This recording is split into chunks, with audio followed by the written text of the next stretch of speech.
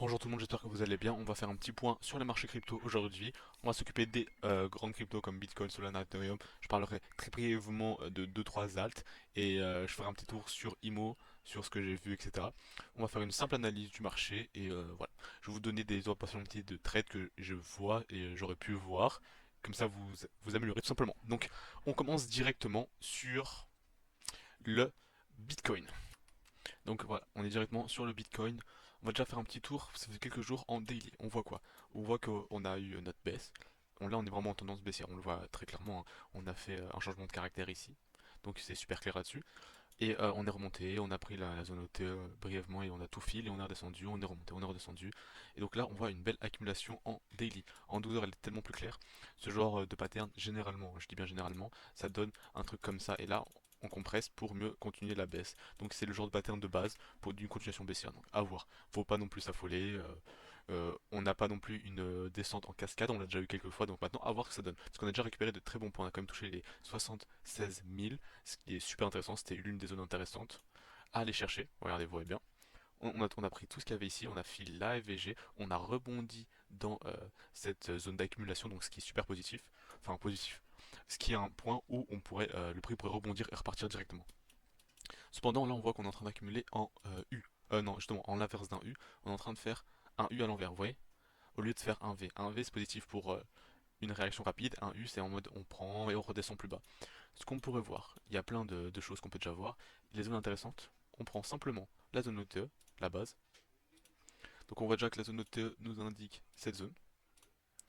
Ce qui est très intéressant, c'est qu'on voit là on est en 12 heures, hein, faut pas oublier. On voit ici qu'on a un petit OB en 12 heures, on va le tracer ensemble. On voit un petit OB. Si on se met en 15 minutes, je sais qu'il y a beaucoup plus de choses qui sont intéressantes. Pardon, en 1 heure, on voit très bien notre zone OB. Ici, on en a une autre petite qui a déjà servi de rebond plusieurs fois. Donc, ce qui est bon pour montrer une zone de résistance qui peut sûrement se faire swap avant de descendre. En plus, aujourd'hui, je vais en parler juste après, on a une belle news économique quand même qui peut apporter un peu de mouvement. Ici, on a également un OB en 1 heure qui est super clean. Donc là, ça pourrait être vraiment la zone parfaite de rebond. On voit aussi que ça correspond à la moitié de la zone OTE. Donc, il y a vraiment une concordance dans les éléments. Donc voilà. Ce que je vais vous montrer après ensuite la liquidité directement. L'idéal que je pourrais voir, ce serait quand même une remontée un peu plus haute parce que je vais vous montrer encore juste après, hein, mais on voit que les gens commencent à ouvrir des shorts, etc. Donc ça peut rajouter des longues et des shorts, donc ça peut rajouter un peu de liquidité au-dessus pour faire un peu gagner les longues et après on commence à continuer à descendre et à faire un truc propre là-dessus. Ce pattern ressemble à des similitudes, pardon, mais ressemble pas vraiment, mais à des similitudes avec ce qu'on avait fait le 3 août. Je vais vous montrer directement. Je mets quand même en 4 heures, c'est plus sympa à trouver. Regardez, on a des similitudes où on commençait à faire un U, on commence à chercher quelque chose, on est remonté et puis on est redescendu. Là, les gens ils ont eu peur et après on a commencé à s'envoler. Et là, on a eu Trump dans cette zone. Donc, là, ce que je verrais, moi, déjà, c'est chercher un short, les gars, pas un long. On traite la continuation de la tendance, on va pas chercher de long dans ce moment-là. En scalp, en 15 minutes, on pourrait, mais c'est pas le bon moment. Il fallait attendre, il faut que ça descende un peu plus pour chercher un long. Sinon, en mid-time frame, ce que je verrais, l'idéal c'est vraiment qu'on remonte et on descend. Après, je vais vous montrer des zones plus intéressantes parce qu'il y a de la liquidité à aller chercher. On va d'abord faire un petit tour sur ETH qui montre un peu de force aujourd'hui. Ça fait du bien, mais bon, après une accumulation comme ça, les gens ils ont eu le temps de long et de short. Donc là, je pense qu'on a fait un rect des shorts. Donc il faut faire attention aux longs qui sont accumulés juste là au-dessus. Ça, faut vraiment faire gaffe, hein. Ça peut vite se faire rect directement. Donc on fait attention, surtout que Ethereum a perdu tellement de force, c'est aberrant. Évidemment, là, de mon point de vue, les cryptos sont dans un moment clé, hein. C'est vraiment un super point.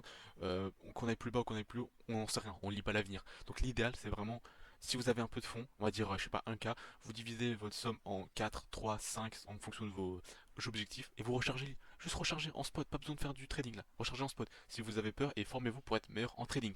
Donc Ethereum, on voit qui commence à prendre un peu de force légèrement, hein. Mais bon, c'est toujours mieux que rien. Ensuite, ce qu'on peut voir, Solana, bah, la descente aux enfers, hein. On a formé un pseudo-bottom pour le moment, on est remonté, on est en train de chercher. J'aime bien là qu'on a laissé un petit équalo qui peut venir se faire swap avant un potentiel pseudo-bottom. On peut dire qu'on commence à former un bottom, donc à voir. Faut pas s'enjailler trop non plus. Total 3, je regarde en direct avec vous ce que je vois. Je vois que les alts sont dans le même schéma. Ils ont tout swap, ce qui est très positif. Swap de tous ces lots. Là, on est remonté en escalier, très dangereux. On peut redescendre, chercher soit la zone de ça, soit swap ça. Mais bon, swap ça, ce n'est pas impossible, surtout que là, on n'a plus laissé des qualos, ça a déjà été swap. Donc ça m'étonnerait pas, mais ça montrerait un peu le niveau du marché, s'il est stable, s'il est fort, si il voit une résistance pour pousser à l'achat ou pas. Donc à voir, surtout que là, ces derniers semaine, on a eu vraiment une très grosse perte de résistance et de force du marché. Donc les gens ils ont commencé à perdre patience. Donc ce serait un bon moment pour monter, je trouve. Évidemment. Autos, hein, on a vu qu'il est bien descendu, hein. Il nous fait des beaux hauts, des beaux bas, mais globalement il est bien descendu. Je suis toujours regard dessus, hein, mais il faut que le marché se réveille pour lui donner de la force. Elle a un des meilleurs RWA que je pense avec Londo et Imo.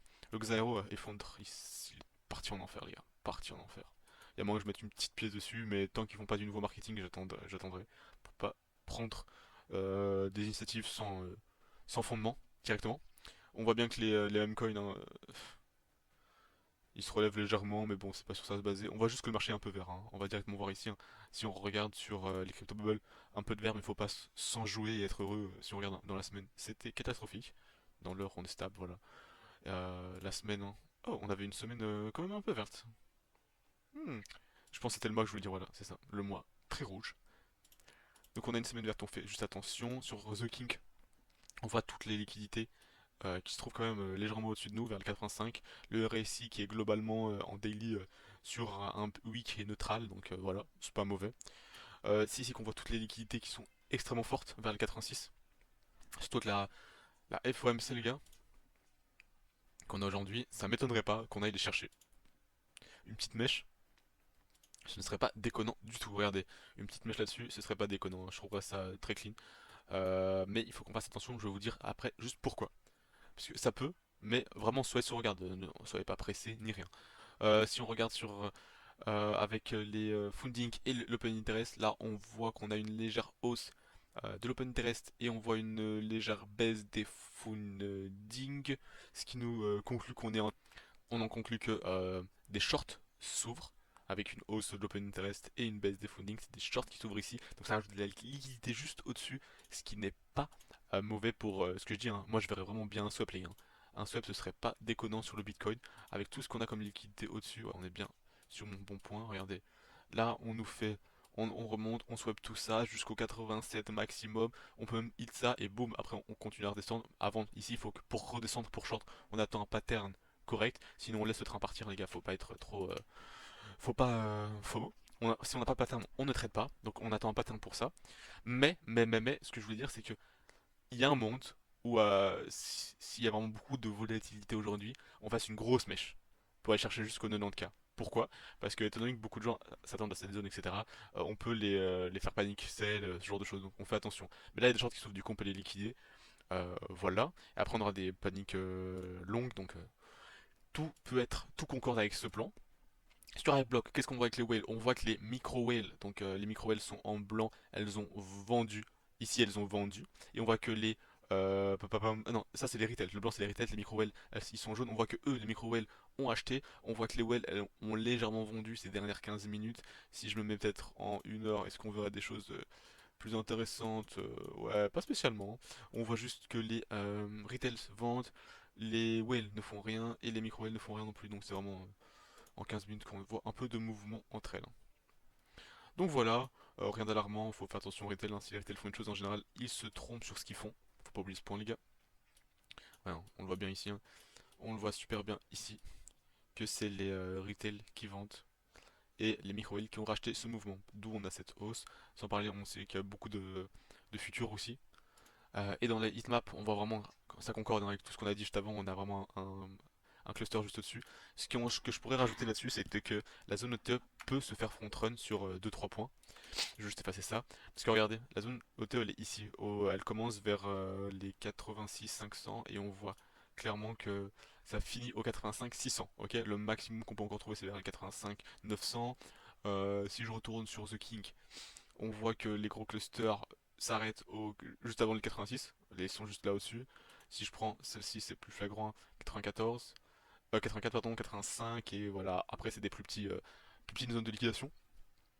Donc, on peut front-run cette zone de T, en tout cas la moitié. Toucher, prendre cette FVG qu'on voit ici, qui a été déjà fait une fois. On swap ça. Donc, ça nous donnerait un swap de ces lots. On prend toute la FVG. On a un order block ici. En 15 minutes, je suis sûr de trouver d'autres choses, hein. En 15 minutes, je suis sûr de trouver d'autres choses. Je regarde juste ici s'il n'y a rien d'intéressant. Ouais. Donc c'est là.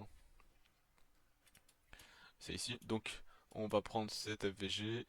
et on swap tout ça, donc on peut faire vraiment une mèche là-dessus. Mais la seule chose que je tiens à dire attention, c'est que on ne short pas si on n'a pas de PT1. Parce qu'on n'est pas à l'abri, s'il y a de la volatilité, de faire une grosse mèche pour hit tout ça, pour prendre ça et pour ken tous ceux qui croyaient juste qu'on allait faire un simple continuation de la tendance en rebondissant pardon, ici et en redescendant. Donc voilà, faites attention à vous les gars, vraiment. Je vous souhaite de passer une bonne journée, prenez soin de vous. C'était le petit, la petite analyse du marché crypto.